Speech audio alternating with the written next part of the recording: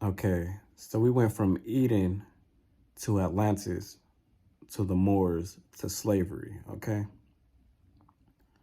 So now we're going to talk about from slavery to today, the agenda and the agendas. So I'm going to be talking about also the Purge and the Hunger Games.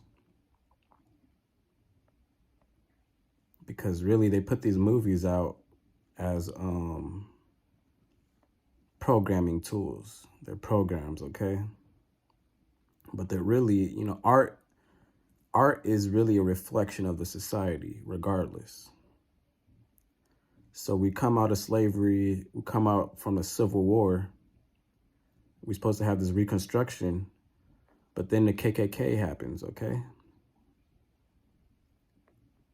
As a response to the KKK, we have Deacons for Defense. Then we have the Civil Rights Movement.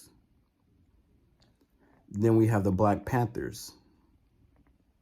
So even throughout slavery, all the way up to the Black Panthers, so from the 1660s to the 1960s, we were pretty much better off back then than we are now, which is very sad.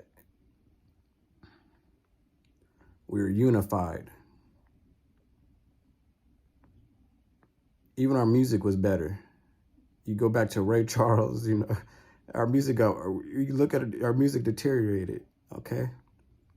You go from Ray Charles to Coi Leray.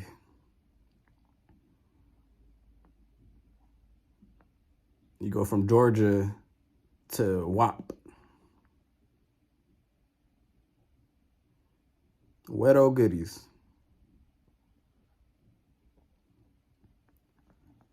So the family structure and unit was together in slavery as much as we could have kept it together. And especially after slavery, we wore our suits and ties and our dresses. We weren't going to the stores in bonnets and pajamas, sagging our pants. Okay, but after the 60s, when we had Dr. Martin Luther King and Malcolm X, I said, we got to do something with these brothers, okay? We got to do something. So just like in the Garden of Eden, the serpent got in Eve's ear again with the feminist talk. Okay, the government said, I'd rather take care of you, Eve, have you on my side of the chessboard. Okay, I'd rather do that than have you be a pawn on the other side, on the black side. Okay, they didn't want you to be a pawn on the black side, let alone the queen.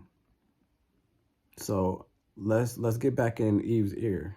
Let's introduce feminism. Because with the Black Panthers, you really had a lot of Black women starting to wear their hair, even afros. Okay, that was very powerful. A natural Black women were so powerful that they were attracting white men. Okay, they attracted today, but it was just magnetic, irresistible beauty. They said, we got to stop this madness, okay? These Black people are getting too powerful. They're in their nature. Let's introduce feminism, okay? And that really broke us. As no matter what we want to say, I'm not going to sit here and pander to women, okay? That breaks us. Yes, it broke us in the 60s, and it's breaking us today. But you guys seem to not care. Blinded by your selfish ways and desires, just like Pocahontas. Let me run into John. Huh? Okay. But like I said, it's not on the woman. It's always falls back onto the man, regardless. So, throughout all that, we got to be able to pull our pants up, strap up these boots, okay? Regardless of what Eve is doing, regardless. So we're gonna talk about the Hunger Games and the Purge. Let's start off with the Purge, because that really was the first step. You know, I'm watching the Purge. Okay, the first Purge movie that come out.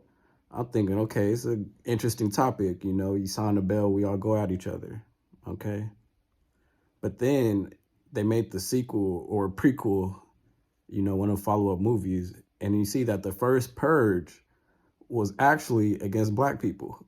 So I said, oh, what? I said, oh, okay, let me, you know, not just blindly watch these movies, because I'm thinking this is just about the Purge. Then you go into the first Purge, they running up into projects, door to door, you know, kicking doors in. Okay, they're sending drones at black people that, you know, that'll shoot them. So the first Purge was against black people. And really what's very reminiscent of the Purge to me was this pandemic that we've had, this so-called pandemic. That was as much as a purge besides us just all out anarchy. Okay, that was the Purge. So what happens after the Purge? The Hunger Games. Okay, now we in the Hunger Games era. Just like Hunger Games, you got volunteers, you got athletes. Even in the Hunger Games book, Mockingjay, one of them books, they talk about the evils of betting on sports players. Well, and then betting on the participants of the Hunger Games. Okay, but today we bet on sports players without seeing that as wicked. But really, you betting. I guess the wickedness just goes into the pressures that's put on these athletes, and also the rigging of the games. Okay, you have all this money involved, people betting on this player, on these Hunger Games. Who's to say what the outcome is, and if that outcome is fair? I still believe, you know, sports is as fair as it can be, but with so much money involved and so many narratives, you do have to accept that these things may be rigged as, you know, as well. Okay, so we got through the Purge and now we're in the Hunger Games. Okay, the Hunger Games meaning, okay, money's inflation. Okay, just like the pandemic, you take a piece of the pie away. Now you got half a pizza. Now we all got to share half a pizza. Okay, now we all got to share a quarter of a pizza. Now we all got to share a slice. So now we fighting to death for a slice of this pizza, because the price of rice is $1,000 a grain now. So now brothers is turning on brothers, families turning on families. Okay, because of social distancing, because one person believes you should do this and the other person believes you should do that. So now you can't trust your family, you can't go to work. Now everybody turns against each other. Okay? The Hunger Games, the Purge, okay? The Hunger Games era.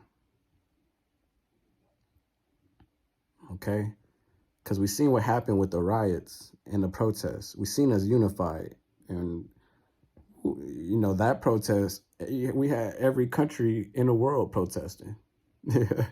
We changing policies around the world, okay? So after that, boom, pandemic, okay? So the Hunger Games is very telling of what the future is going to be and what it looks like today, okay? Let's keep these people occupied with some sports. Let's get these people occupied with some ratchet music. Whole time while you playing this music, you occupied by these video games and YouTube and media, we taking everything from you. And now you look up, prices done risen, you can't afford nothing, robots taking over jobs. So you look up from your media and now you have nothing. Okay, that's the Hunger Games. It's already happened. It's already in effect. You look at the Squid Games, it's the same thing. The media, like I said, is a reflection of the society. Most of these video games are battle royales anyways. One man or four men versus everybody else. Still 100 people on the map, and they all go at it. That's what's wrong with America today, is everybody playing battle royale rather than everybody playing as a team. Whether you black, white, Mexican, anything. If you're American, you should be playing as American. But we're so caught up in this Hunger Game mentality. But, just speaking on black people alone, look at what happened to the black people in the Hunger Games. I read something where Katniss used to be black in a book or something. I'm not sure how true that is, but either way, just focus on just the black characters. Old girl got murked. I don't know her name, but the young girl, she got murked. And then, okay, she get murked. You see the brother pull up. He throw it through. He get murked on the scene. They say, oh hey, So now, just like the Purge, just like the pandemic, and just like in the Hunger Games, let somebody throw up 3 fingers and whistle and see what happens, okay? That's what era we in, where we can't throw up 3 fingers and whistle, okay? It's the new Red Scare. Let our brother throw up 3 fingers and whistle, okay? And we so caught up in, like I said, we so caught up in that one slice of pizza that we'll sell our own brother out. We'll sell our own best friend out. Sell your mom out. Sell your son out.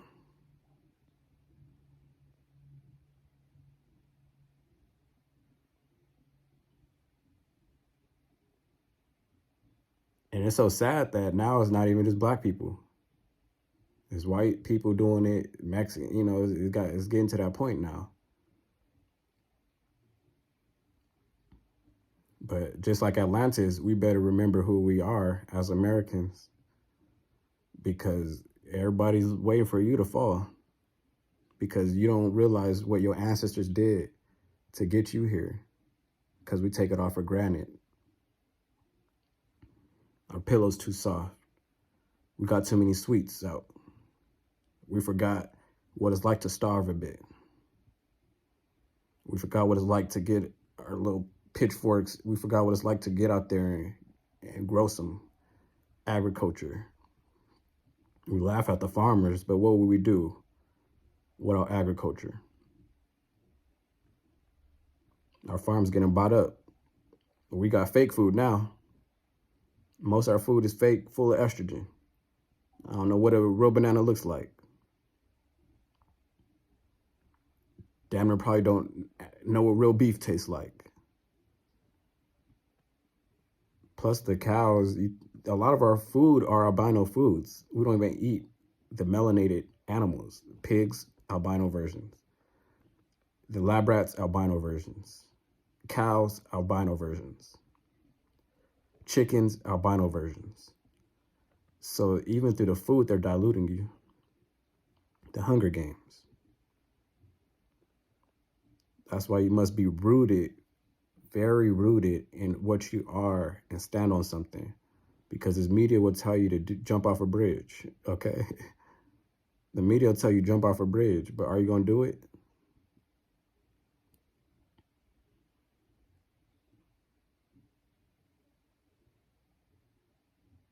You mad at your own family, your own coworkers, because they're not trying to jump off a bridge. You'll push them off. The Bible talked about these last days in Revelations.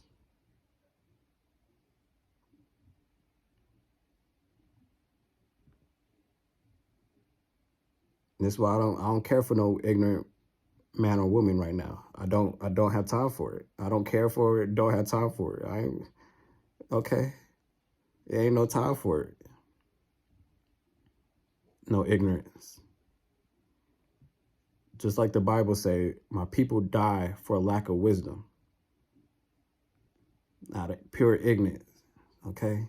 Acting ignorant, like you don't know history, like you don't have common sense.